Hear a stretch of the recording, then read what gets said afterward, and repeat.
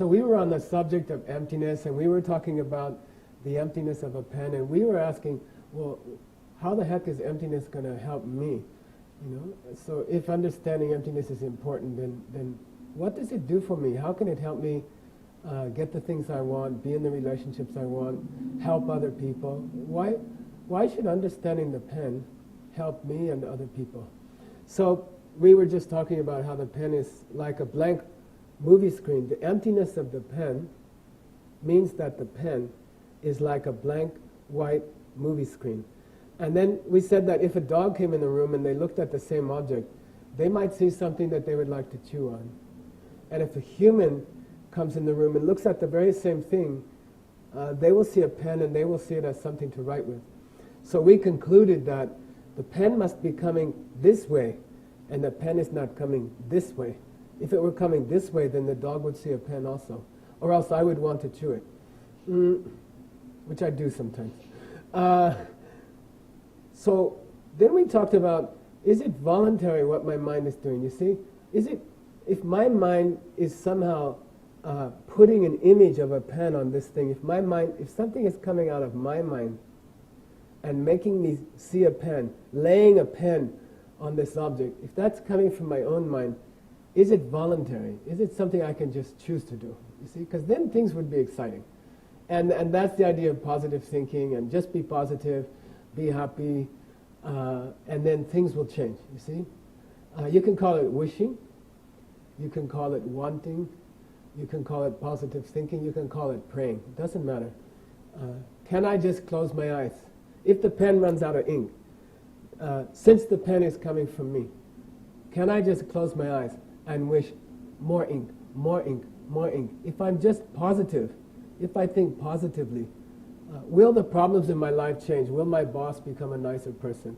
Will my husband stop complaining? You see what I mean? If I'm just positive, if I wish that things were different, since they're coming from me, then shouldn't that be possible? And then we did an experiment and we closed our eyes and we wished that the pen had ink, and it didn't get ink just because we wanted it.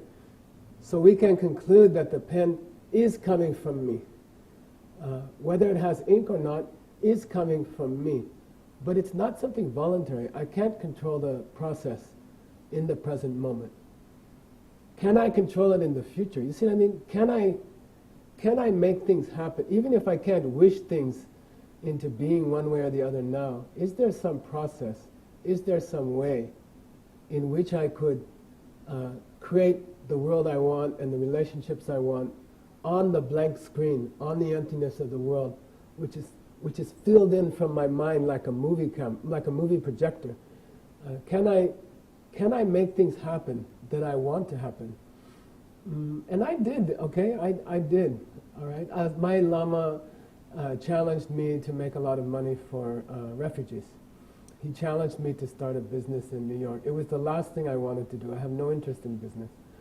But he said, as an experiment, in the understanding of emptiness, you see if you can sculpt or create a future. Can you make money using the principles we taught you? And we'll give the money away. We'll give it to poor people, okay?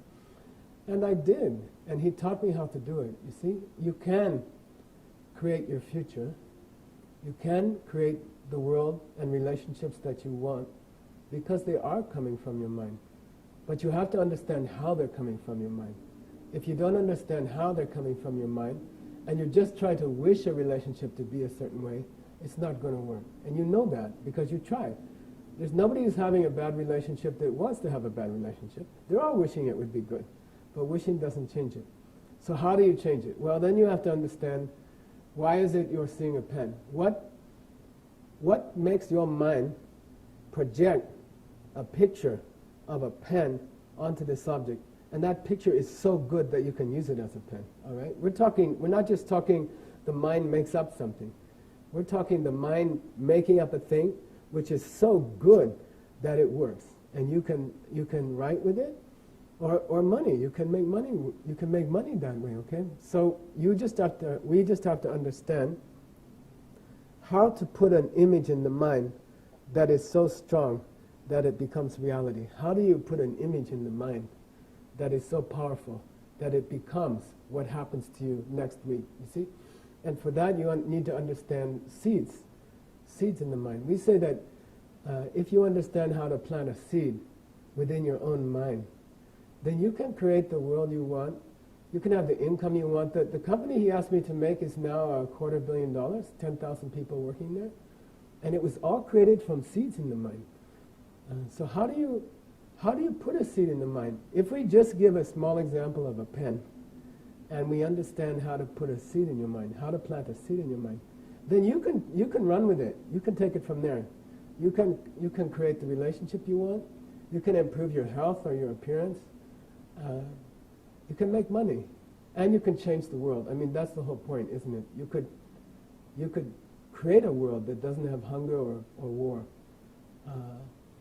If you understand how to make a pen, eventually you can work up to creating a whole world, okay? Which we call mandala. That's the meaning of mandala, right? So how would you create a seed in your mind to see this object as a pen? And we know that, for example, the dog we were talking about doesn't have that seed in their mind, so they don't see this object as a pen, all right? How do you put a seed in your mind that will enable you to see a pen, that will open in the mind and then cause your mind to lay a picture of a pen on this object which is so good that you can write with it, okay? I'll show you, all right? Let's say I want pens in the future. And then you can use it for dollars later, or you can use it for a boyfriend later, or you can use it for a thinner body or a stronger body. You can use it for whatever you want. Or a world that doesn't have war in it. You see? You can use it for anything. How do you plant a seed in the mind for an object that you want? Right? So actually you need another person. To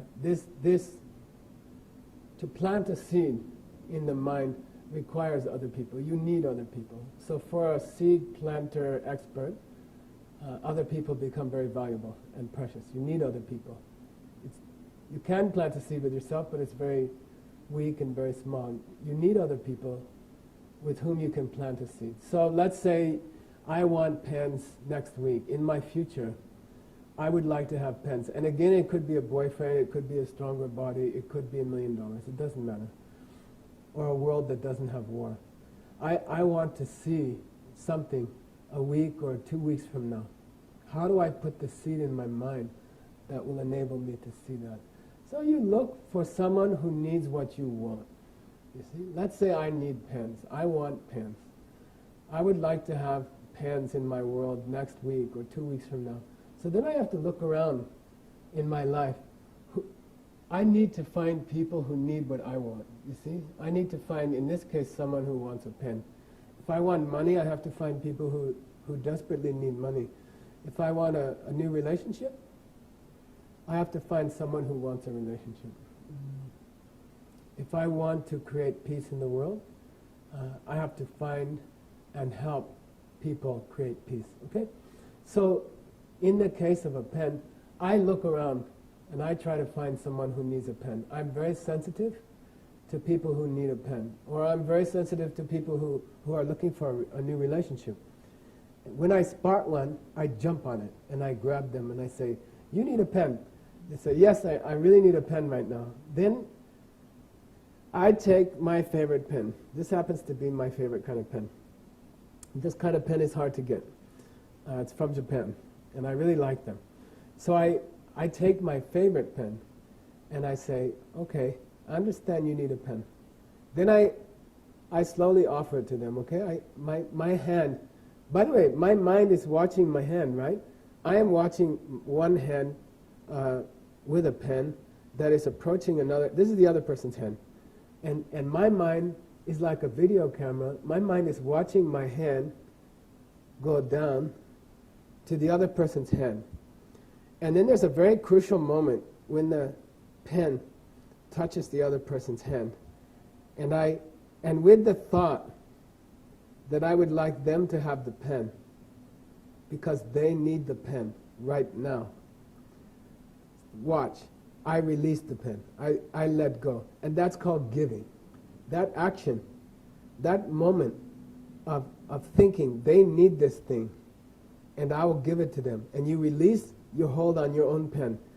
After you release it, it's not yours anymore. It becomes theirs. It is a very profound moment.